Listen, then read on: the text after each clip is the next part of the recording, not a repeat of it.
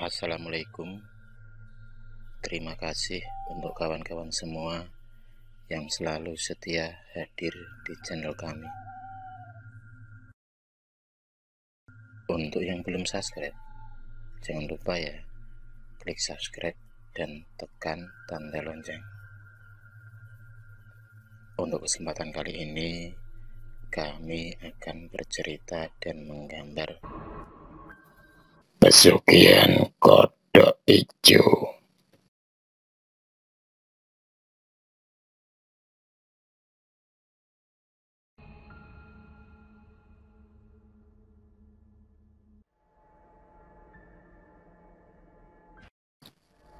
Malam itu, di sebuah rumah kayu tambak, dua orang sedang bertamu. Dia adalah Joko dan Suci. Di depan pintu, mereka mengetuk pintu. "Mbah? Mbah?" "Iya, sebentar ya," terdengar jawaban dari dalam rumah. Beberapa saat kemudian, pintu pun terbuka. Terlihat seorang kakek tua yang sudah keriput dan beruban. Dia adalah Mbah Sumo. Mbah Sumo adalah seorang praktisi ilmu klinik, atau di sekitar daerahnya ia disebut dengan sebutan sebagai dukun pesugihan. Ia terkenal dengan para tamu-tamunya yang datang dari daerah lain. Di rumahnya memang sering didatangi oleh para tamu-tamu yang mempunyai tujuan, yaitu mencari pesugihan untuk kekayaan dengan jalan pintas. Mbah Sumo kemudian mempersilahkan Joko dan Suci untuk masuk ke dalam rumah. "Ayo, masuk, monggo, monggo." "Ya, Mbah." Mereka berdua pun masuk ke dalam rumah Mbah Sumo.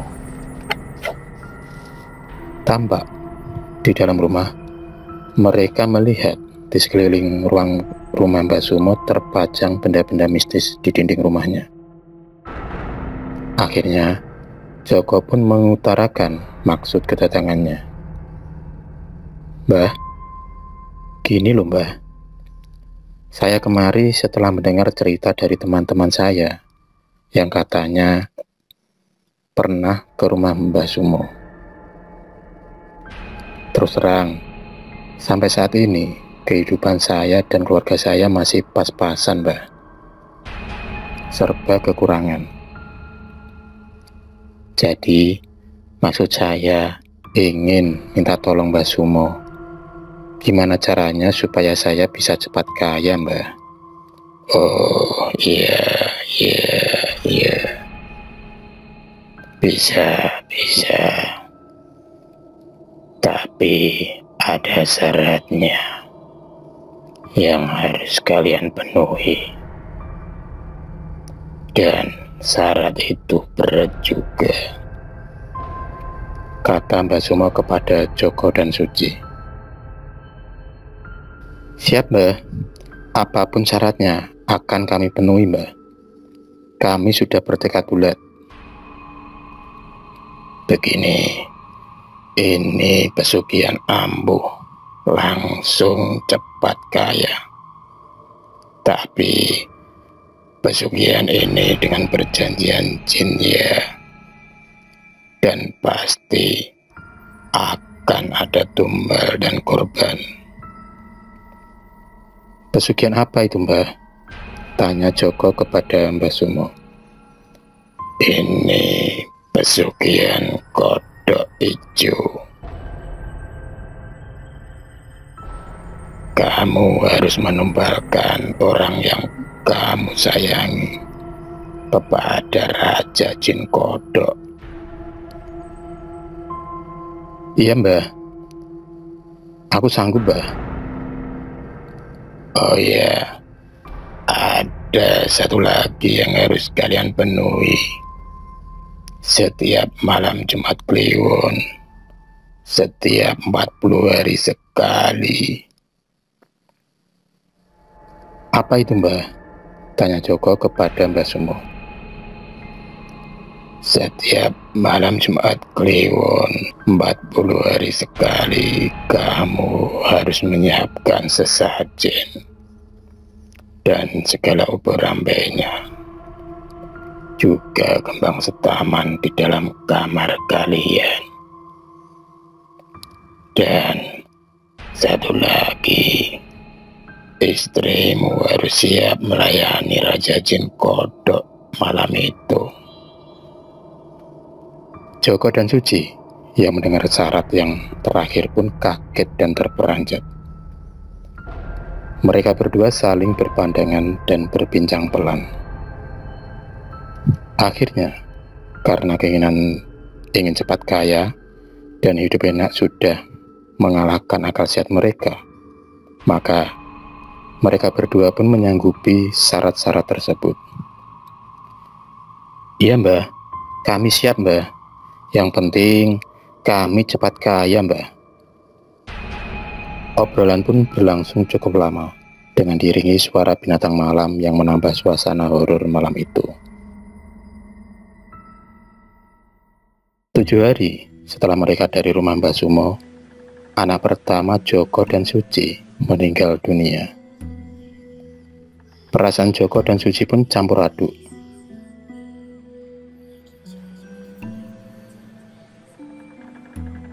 Tetapi itu adalah syarat yang harus mereka penuhi untuk pesugihan yang mereka jalani. Para tetangga pun banyak yang melayat ke rumahnya. Sekitar jam 10 pagi, acara pemakaman pun dilaksanakan. Mobil ambulan melaju menuju tempat pemakaman. Sesampai di pemakaman, segera jenazah anak Joko segera dimakamkan. Suci masih teringat kala malam itu, malam saat kematian anaknya. Ia sedang tertidur dan kaget mendengar suara jeritan dari anak pertamanya. Lantas, ia berlari ke arah kamar anaknya. Dan betapa kagetnya ia saat pintu kamar terbuka. Ia melihat anaknya meregang tercekik, dan ia melihat ada sosok bayangan besar berkulit hijau yang terlihat di dekat tubuh anaknya. Sosok tersebut tampak seram dan menakutkan. Namun, Suci teringat akan pesan Mbah Sumo kala itu, kalau salah satu anaknya akan menjadi tumbal korban pesugihan yang ia jalani. Suci sudah tahu akan konsekuensinya mengambil pesugihan itu. Dalam hati, aslinya dia juga nggak tega mengorbankan anaknya, tetapi semua itu sudah terlanjur. Malam itu, suasana tampak sepi dan dingin. Tepat setelah 7 hari meninggalnya anak mereka. Suci yang kala itu sedang duduk dan masak air. Sayup-sayup ia mendengar ada suara tangisan anak dari luar. Ia hafal benar dengan suara itu. Suara itu adalah suara anak pertamanya. Kemudian, ia membuka pintu belakang rumah dan berusaha mencari dari mana arah suara itu. Tapi, tidak ada seorang pun yang tampak. Hal ini terjadi beberapa kali di malam-malam berikutnya. 40 hari kemudian, saat Suci tengah berada di kamar sendiri, waktu itu pas malam Jumat Kliwon. Malam pertama syarat kedua yang harus dipenuhi mereka. Tampak sesajen dan ubur rampe telah lengkap tersaji di pojokan kamar tidurnya. Kala itu suaminya, yaitu Joko, ada di depan TV hingga ketiduran.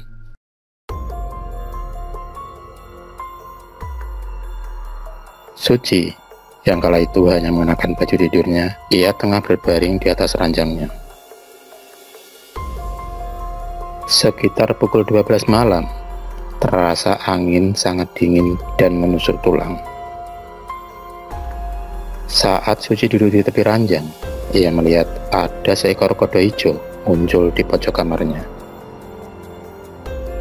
Ia pun merasa Raja Jin Kodok tengah datang ke kamarnya. Benar saja, sesaat kemudian ia melihat muncul seorang pemuda gagah dan tampan berada di depannya. Dia tak lain adalah Raja Jin Kodok Hijau. Memang, jin dapat berubah-ubah wujud, seperti apa yang diinginkannya. Begitu juga Raja Jin Kodok Hijau. Kali ini, ia berubah wujud menjadi seorang pemuda yang tampan. Padahal pada aslinya sangat menakutkan. Malam itu, seperti apa yang sudah menjadi perjanjian dan kesepakatan dengan Raja Jin Kodok Hijau, maka Suci malam itu harus melayani tidur dengan Raja Jin Kodok Hijau agar ia mendapatkan kekayaan yang berlimpah ruah. Malam itu pun Suci akhirnya menjadi pemuas nafsu dari Raja Jin Kodok Hijau.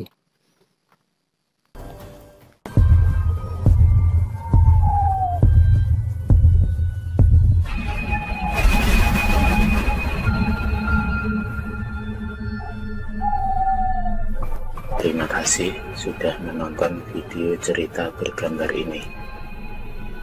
Klik subscribe untuk terus menonton video-video cerita bergambar selanjutnya. Semangat berkarya.